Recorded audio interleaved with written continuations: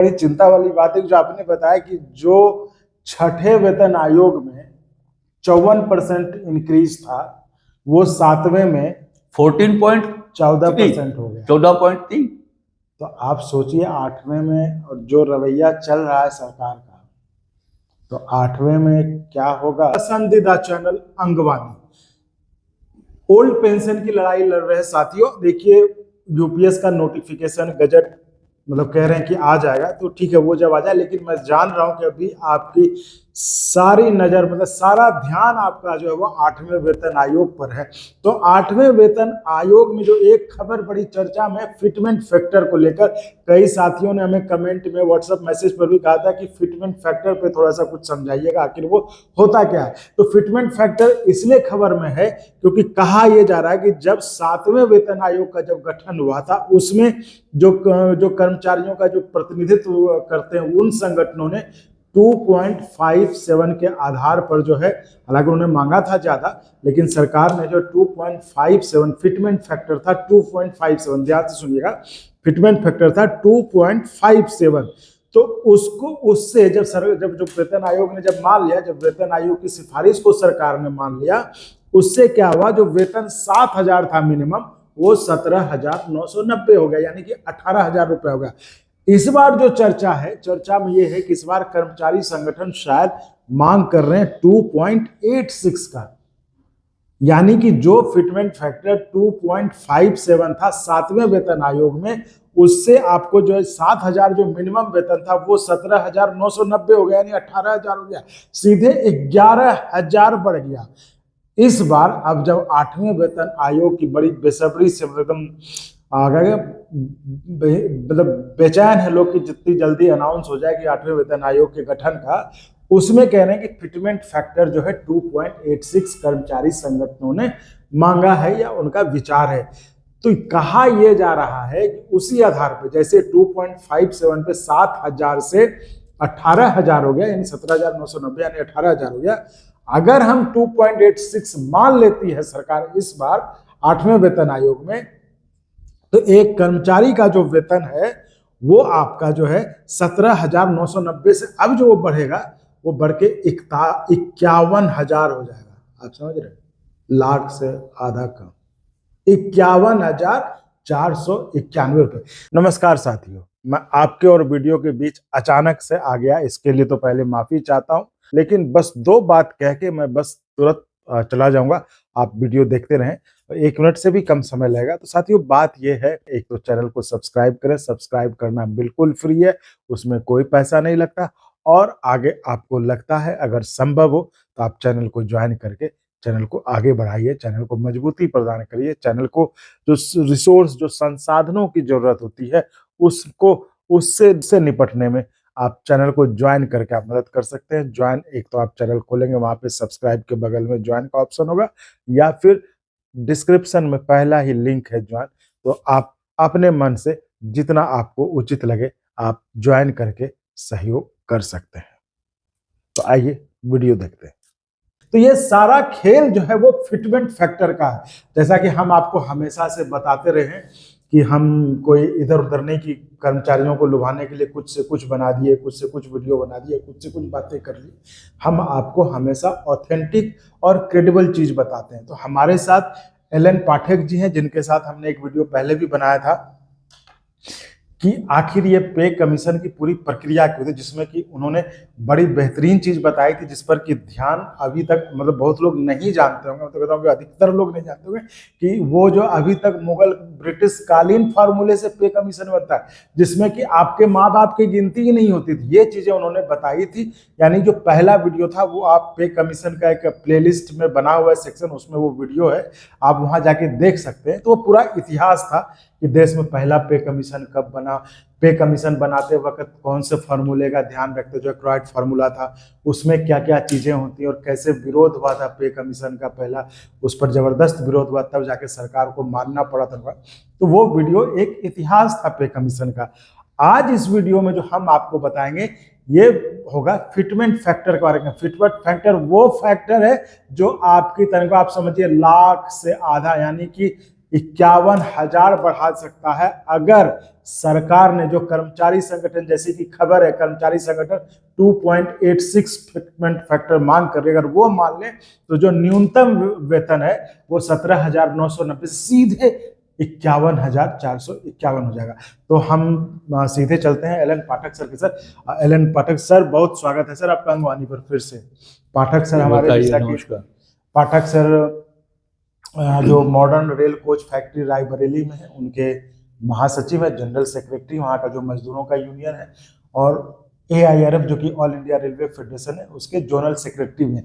लेकिन यहाँ जो कि ये पुराने मंजे हुए यूनियन के नेता रहे हैं, लेकिन हम जो अभी इस कड़ी में जो 8th पे कमीशन पे इनसे बात कर रहे हैं, इनसे हम बात यूनियन नेता के तौर पे नहीं कर रहे हैं, इनसे हम बात कर रहे हैं कि एक मजदूरों का नेता जो कि बिना यूनियन के, अभी इस वीडियो मतलब हम लोग जो बात कर रहे हैं उसमें कि कर्मचारियों के लिए क्या सही है, क्या क्रेडिबल है, क्या ऑथेंटिक है, क्या सही से क्या जोड़ घटाव में क्या मिलेगा कर्मचारियों को, उस पर हम बात करते हैं। तो ये बिल्कुल बिना यूनियन के एकदम न्यूट्रल वीडियो है और कर्मचारियों की हित वाली बात है। तो सर हम ये जानना चाहते हैं कि जो फिटमेंट फैक्टर को लेकर लोगों में बड़ी उत्सुकता है कि जो कर्मचारी संगठन शायद चर्चा है कि 2.86 का है, अगर ये मान लिया जाता है तो 51,000 सीधे बढ़ जाएगा, यानी कि 17,990 से वेतन जो है मिनिमम 51,000।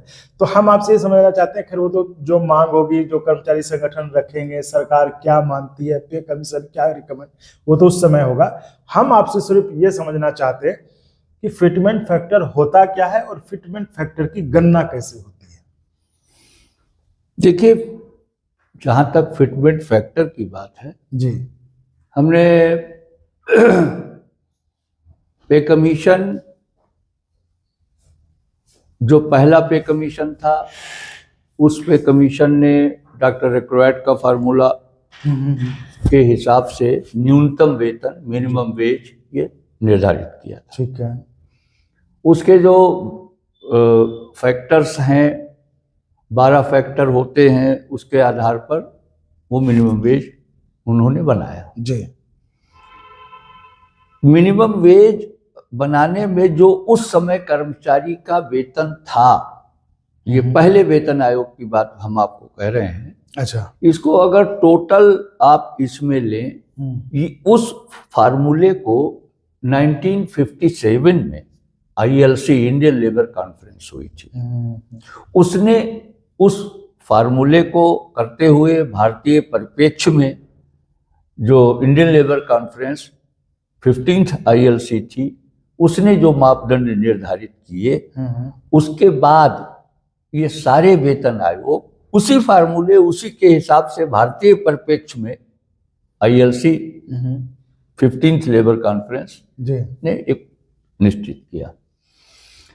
अभी जो आप जानना चाहते हैं कि फिटमेंट फैक्टर क्या भला है, हाँ बोला इससे जो कि देखिए, ये जैसे अभी हम इसके पहले पे कमीशन पे को उदाहरण में लें या 6वें पे कमीशन को उदाहरण में लें, तो जब 6वां पे कमीशन ने कैलकुलेशन किया था सारी चीजों का, तो जो उनका क्या था कहानी, वो ये थी कि DA 119% था। DA 119% था उस समय। और चूंकि ये रिपोर्ट, ये बात है संभवतः नवंबर 2005 की, तो अब ये मान के चूंकि पे कमीशन 1/1/2006 से लागू होना था, तो उन्होंने एक एजम्पशन लिया कि मैक्सिमम DA अगर महंगाई के हिसाब से, जो हमारा CPI है, कंज्यूमर प्राइस इंडेक्स, उसके हिसाब से DA कितना बढ़ जाएगा, तो ये एज्यूम करते हुए कि 119% महंगाई भत्ता 125% हो जाएगा। अच्छा, तो 125% महंगाई को उन्होंने उस लिया, अपने एज्यूम किया। ठीक है। तो पे वेतन जो था, वेतन को 100 मान लीजिए, ठीक है, और 125% DA हो गया, हो गया, तो 100 और 125 225 हो गया जी, 2.25 हो गया। हाँ। तो कैलकुलेशन किया कि कितना % हमको राइज देना है। देना है कर्मचारियों को। हाँ। ठीक है, तो ये सब इस तरह से, जैसे अभी 7वें वेतन आयोग ने जो किया, 8वें वेतन आयोग जो करेगा, वेतन आयोग होगा या जो भी सरकार आखिरकार 10 साल होने को जा रहा है, 1/1/2026 से वेतन तो रिवाइज होना है। बहुत से विभाग हैं, बहुत से पब्लिक सेक्टर हैं जो हर 6 साल पर, हर 5 साल पर वेतन रिवाइज करते हैं, उनके यहाँ वेज रिव्यू बॉडी है। खैर, तो अभी जो जहां तक डीए का मामला है, वर्तमान में डीए अभी 53% है। जो बात आपने उठाई कि ये 2.86 जो चल रहा है, कि जो चल रहा है, वास्तव में जब ये फैक्टर निकलता है तो एक तो जो वर्तमान वेतन है प्लस उसमें महंगाई भत्ता जोड़ते हैं, कोई बहुत बड़ी एक्सरसाइज नहीं करते हैं। अच्छा, बहुत नॉमिनल वेतन इंक्रीज होता है, जो आपको लगता है कि 18,000 या 51,000 हो जाएगा, ये भाई उसमें महंगाई भत्ता जुड़ जाएगा। जितना वेतन है तो कितना जुड़ता है, कितना हो रहा है, मान लीजिए जितना परसेंट महंगाई भत्ता है उतने को वो बेसिक पे में जोड़ दिया जाता है। तो इतना कैसे हो रहा है, बहुत हो जा रहा है। ये जो फार्मूला मतलब क्या है, बेसिक पे मान लीजिए मेरा 100 रुपया हुआ, मान लीजिए, हम समझ नहीं तो परसेंट इंक्रीज है ना, कि कितना हमारे 100 हुआ, जैसे आपने जो आप जानना चाहते हैं वो हम आपको स्पष्ट कर रहे हैं। हाँ। कि वेतन जो निर्धारण होता है वो अभी तक का, जो 1946 से आज तक का है, वो आने वाले 10 साल में महंगाई कहाँ जाएगी, अच्छा, उसको टारगेट कर, उसको देखते हुए वेतन में परसेंटेज इंक्रीज देते हैं वो। अच्छा। जैसे हम एक चीज आपको बता रहे हैं, अब ये साथी जानकारी की बात है, अब इतना कौन अपने दादा और बाबा का नाम को याद नहीं रखता, लेकिन पहले वेतन आयोग ने 14% नेट इंक्रीज अच्छा दिया था। फर्स्ट वेतन आयोग जो 1947 में, 46 में बना था, 47 में आया था, उसने 14% इंक्रीज दिया था जो भी वेतन था। अच्छा, पूरे वेतन में, कंसोलिडेटेड वेतन में सब कुछ जोड़ते हुए 14% लास्ट में कैलकुलेशन में 14% इंक्रीज दिया था। दूसरे वेतन आयोग ने 20.2% दिया था। अच्छा। तीसरे वेतन आयोग ने 27.2% दिया था। अच्छा, 14। चौथे वेतन आयोग ने, इसी तरह से ये इंक्रीज होता गया। हाँ। और सबसे अच्छा जो उसको आप कह सकते हैं वो 6वें वेतन आयोग ने दिया था। वो नेट इंक्रीज अगर आप कैलकुलेट करें तो 54% इंक्रीज था। अच्छा, 6ठे में सीधे 54% इंक्रीज था। इसलिए कि बहुत सारी चीजें हैं, अब ये बड़ा विस्तार की बात है। हाँ। और फिर 7वें वेतन आयोग ने जो इंक्रीज दिया वो केवल 14.3% था। अच्छा, 6ठे में 54 था और 7वें में एकदम गिर के 14 पे आ गया। यस। इसलिए आ गया कि इसमें वेतन का निर्धारण और पेंशन, जो हमारे साथी अभी हैं, अब आज की परिस्थिति में तो कर्मचारी से ज्यादा पेंशनर्स हैं। हाँ। पूरे भारतवर्ष के रेलवे पे। हाँ। ये हम कोई रेल की बात नहीं कर रहे हैं। जी, नेशनल काउंसिल जेसीएम, भारत सरकार जो वेतन आयोग बैठाती है उसके जो मापदंड हैं उस हिसाब से ये है। अगर तो ये जो 2.86, ये मैं ये कुछ चीज और इसमें पूछ रहा हूँ जी, मान लीजिए 6ठे में 54% बढ़ा, हाँ, 7वें में घटा के 14% कर दिया, तो 8वें में कहीं जीरो तो नहीं कर देगा? 8वां बैठाएगा कब भाई?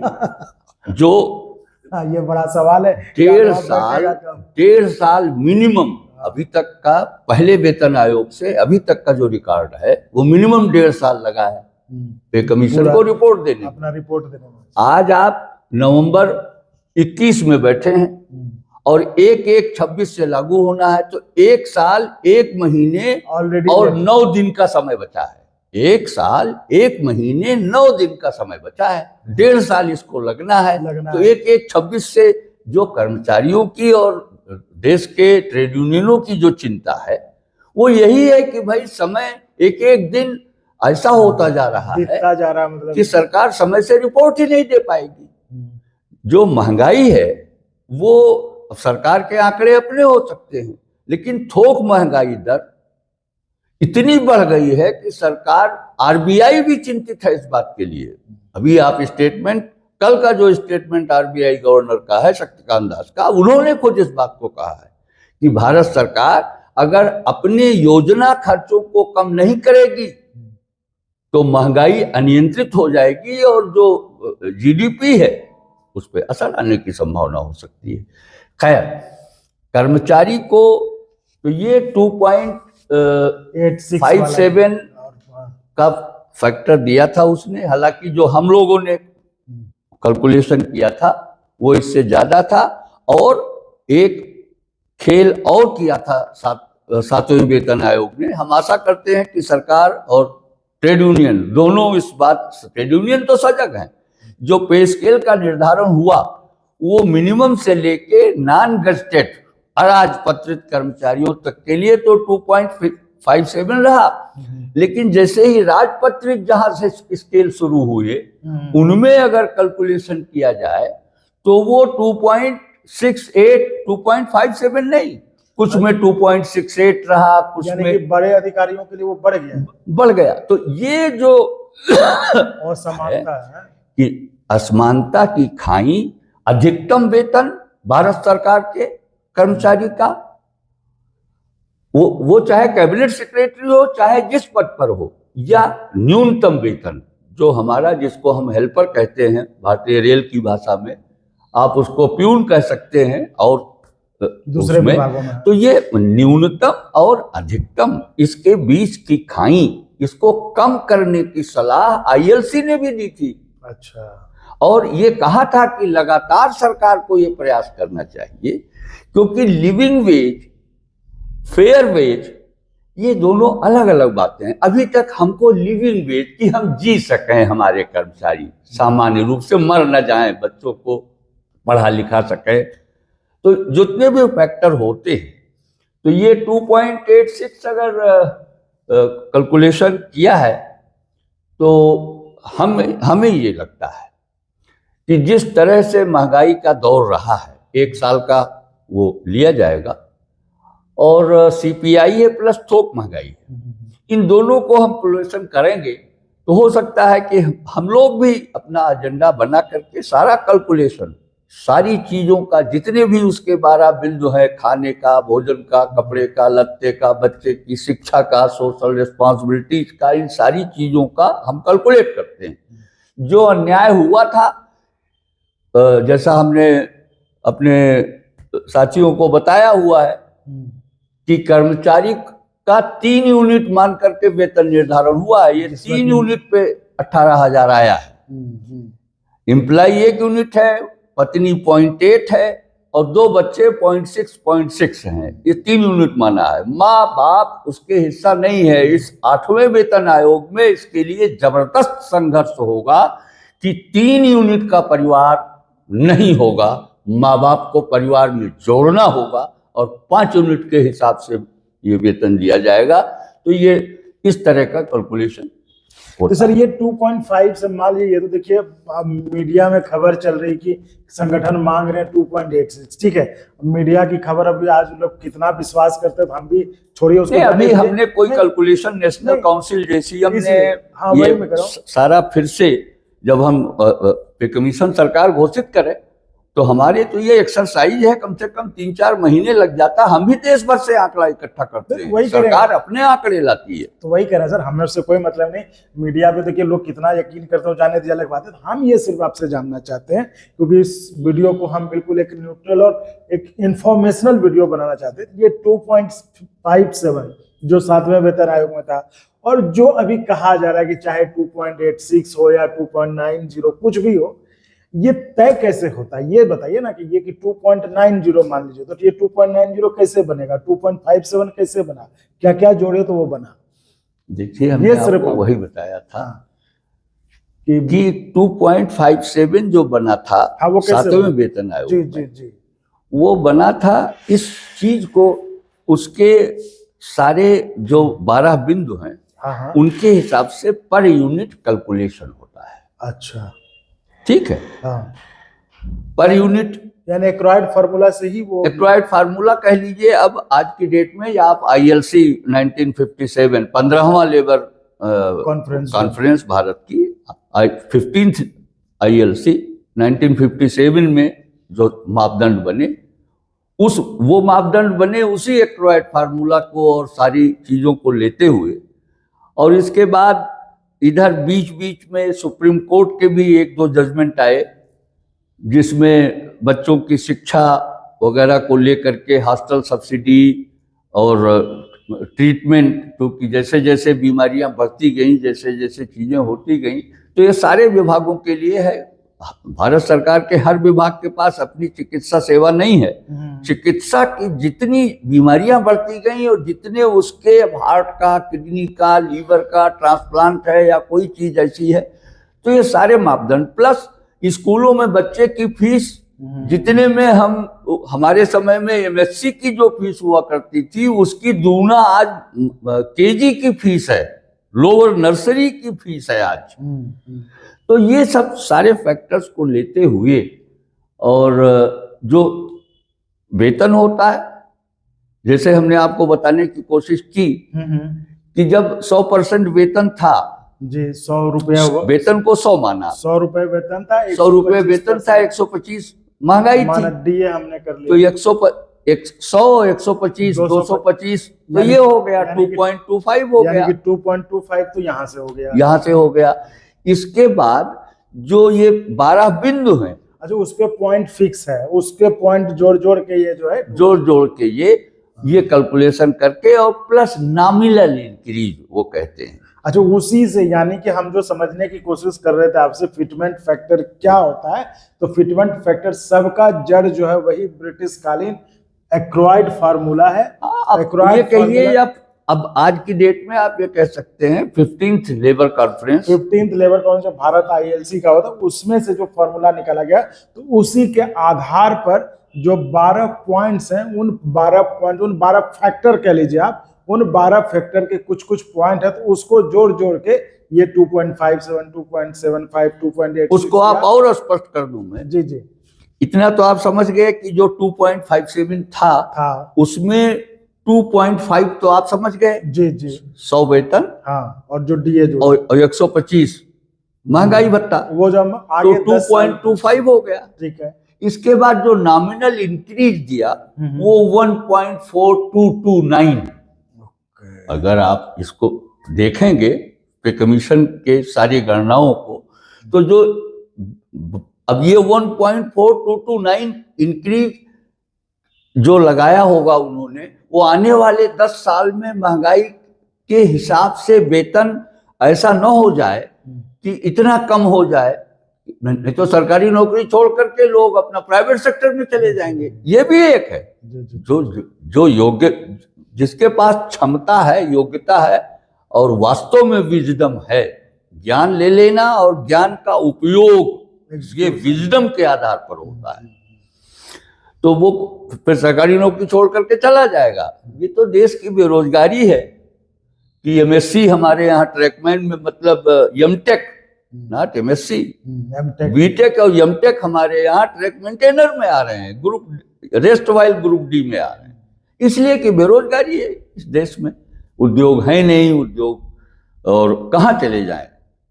तो ये है, तो 2.86 की जहां तक बात है, इसको और कैलकुलेट हम लोग करेंगे, फिर से करेंगे, और जो आज की तारीख में है, सरकार से यही अपेक्षा है कि एक एक दिन ये 8वें वेतन आयोग के लिए जो विलंब हो रहा है, इससे चिंता बढ़ती जा रही है। और अभी तो हम लोग चुनाव में हैं, चुनाव से हम लोग निपट लें, इसके बाद सरकार से भी निपटेंगे। 8वां वेतन आयोग घोषित करने के लिए सरकार को मजबूर करेंगे। तो लेकिन आपने जो सबसे चिंता वाली बात जो मुझे चिंता, जो देखिए मैं सरकारी कर्मचारी हूं नहीं, मुझ पर फर्क नहीं पड़ता, लेकिन जो बड़ी चिंता वाली बात है जो आपने बताया कि जो 6ठे वेतन आयोग में 54% इंक्रीज था, वो 7वें में 14.14% हो गया, 14.3। तो आप सोचिए 8वें में और जो रवैया चल रहा है सरकार का, तो 8वें में क्या होगा आप बताइए कमेंट करके। तो ये थी खास बातचीत हमारी पाठक साहब से, पाठक साहब जिन्होंने एक एज एन एक्सपर्ट के तौर पे आपको बताया कि आखिर ये जो फिटमेंट फैक्टर जिसकी चर्चा कर्मचारी सर्कल में खूब हो रही कि ये फिटमेंट इतना हो जाएगा, तो जो हमें आज 8,000 18,000 रुपए बेसिक मिल रहा है वो 51,000 रुपया हो जाएगा।